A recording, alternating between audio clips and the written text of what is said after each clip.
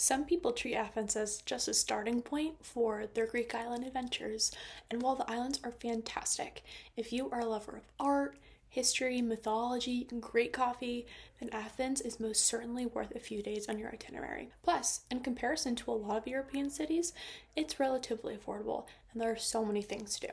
So let's get into my favorite things I did while in Athens. Of course, any Athens video will tell you to go to the Acropolis and the Acropolis Museum. Since these are quite obviously amazing and must-sees, I will only touch on them briefly. The Acropolis is magnificent. You'll feel just in awe, so small and insignificant in comparison. It's just almost a religious experience. Sunrise and sunset are the best.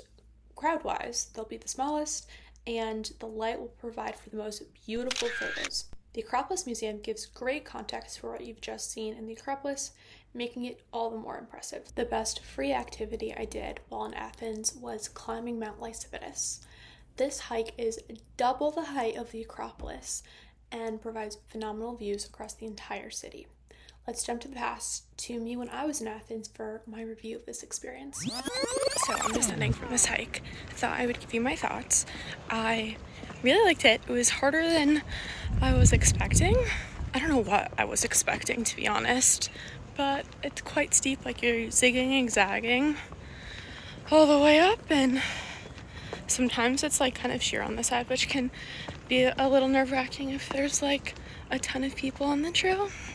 But other than that, the views are great. All of the vegetation is so cool to see, even though it pisses me off when people carve in them. I feel like you're not supposed to do that. But yeah, that view of the Acropolis is just insane. So I think if you're in like decent shape, you'd be able to do this and it would be enjoyable. I mean, you're definitely gonna get sweaty, but it's fun. I think the view is worth it. Another unreal view was a bit outside of Athens at the Temple of Poseidon at sunset. Seeing a temple overlook the ocean is such a rare experience, and at sunset makes it all the more special. It was truly the perfect way to end my trip. We're currently at the Temple of Poseidon. I think it's gonna be a really special way to end this trip, sitting here watching the sunset. But sunset is not for another hour, so I can just hang out. I wish I brought my journal. My absolute favorite experience I did in Athens, hands down, was this marble sculpting class taught by third-generation marble sculptors. I learned about the start-to-finish process and then learned how to carve a piece of marble myself to take home. That was possibly one of the coolest experiences I've ever done. Like, the amount of work it takes to make one of those busts, insane. First you make it with clay, then once that is approved you do the plaster layer, then you use this special mechanism to put the dimensions from the plaster onto marble. It was so cool. And now I have this to remember my trip forever and ever. And the last experience I will mention was my day trip from Athens to Delphi. As someone who loves Greek mythology, I knew a trip here would be incredibly special. My tour guide was incredibly informative, because did you know the priests and priestesses of Delphi helped shape the future of Greece by specifically choosing their answers, and that they had spies to know what was happening all around the country and decide what they were going to push to happen next. Insane. Next, let's talk about my hostel. The hostel I stayed in was a whopping $30 a night. I know what you're thinking. Is that a little cheap? Is that a little sketchy? And I'm here to tell you that it is not. It is probably the best deal on accommodations that you can get anywhere in Athens. Let's break down that $30 a night. What was included was my room, of course. I was in a 4-person dorm and we shared one bathroom, all women. And in addition, this price included free breakfast. And I know what you're thinking, oh, a buffet? No, this was a full menu of things that you could order. And I'll show you what I got. Every morning, I got eggs, bacon, pita, a little bowl of fruit, coffee, and juice. All of that included in my nightly cost. In addition, there were other things that I could have taken advantage of but didn't, like this beautiful workout space and this ginormous co-working space. with an easy breezy 15-20 minute walk to Plaka and the Acropolis, I believe that this is a phenomenal price and would highly recommend it to anyone visiting Athens. There's also a rooftop bar. Everyone gets a card for a free drink at the bar from the time they check in, and there's a phenomenal view of the Acropolis, so love that. And lastly, one of the most exciting parts is what I bought while in Athens. To start, one of my most favorite things is this little cup. I'm obsessed with pottery, so getting a piece of Greek pottery felt necessary to me.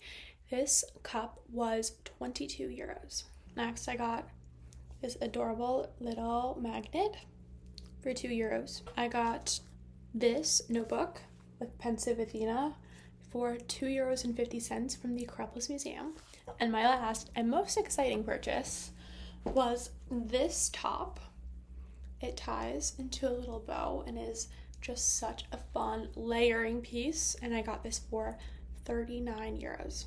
These two I actually got on my day trip to Delphi in this little town called Anahova. Was adorable and had phenomenal shopping, possibly better shopping than Athens itself did. If you've seen any of my other recap videos, you might know that food is not necessarily my number one priority when I'm traveling. I love to book someplace with a free breakfast, like Yellowstone Athens, and then I normally have like one other big meal of the day. So I want to highlight one place that I ate that I really enjoyed. I got lunch at a place called Meat and Roses, and it was phenomenal. I got this feta that was baked with €1 and water, and all of that costed me about 11 euros. It was a fantastic meal and pretty dang affordable. So to finish off this video, let me throw some numbers at you of how much all this costed. So hostel, 30 bucks a night. I was there for 5 nights, ends up being $150 for my accommodation. For food in total, I only spent $63.31, which I think is pretty impressive, but makes sense as I only eat out one meal a day. Next category is my experiences, all of the bookings I made in advance, like for the Acropolis, for going to Delphi, all that kind of things. My total was $227.35. Then on my souvenirs that I showed you, the total for that was $75.19, making our grand total of while in Athens purchases $515.85, which I think for 5 days is pretty dang good. And when we add in the flight, I got this flight for a very good price. I found out about Norse Airlines out of New York. They are relatively inexpensive, and I got my flight to Athens for $550, which is insane. Normally it's like $800 at least to go to Athens from New York, which gives us a grand total of, drumroll please, $1,065.85. I like to pride myself on how inexpensive I can keep my traveling, because traveling is like my favorite thing in the world. I'd rather spend my money on traveling than anything else. So I hope this video was informative to you on potentially what you can do on your next trip to Athens. I hope you go and love it as much as I do, and stick around because we are going to Paris very, very soon. So I will see you there, and also there for a bunch more videos. So thank you for watching this far. I love you. Goodbye.